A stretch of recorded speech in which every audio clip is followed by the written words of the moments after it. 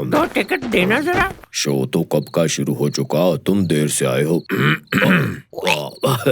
Hello शेर Khan. 2 front row ticket, एक लूमड़ का एक मेरा। लेकिन वो हमारे पास जगह नहीं है। मैं खाली करवाऊं?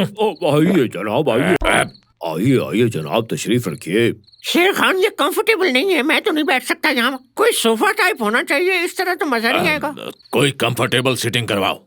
अगर तुम चले गए तो सोचो जरा तुम्हारे बाद मेरा क्या हाल होगा। देखो मुझे जाना होगा, वरना लोग कहेंगे कि लूमड़ वफादार नहीं था। तुम अपना ख्याल रखना। पर मैं तुम्हारे बगैर नहीं जी सकूंगी, समझो इस बात को। पहली लाइफ बोट पर ही यहाँ से निकल जाना। मैं कहीं नहीं जाऊंगी, तुम मुझे छोड़कर नहीं जा सकते। बबलू नहीं, मेरे वफादार लूमड़, तुमने अपनी जान कुर्बान करके पूरे जंगल में अपने आप को सुरखरू किया है। ये तो बिल्कुल मेरी कहानी लगती है शेर खान।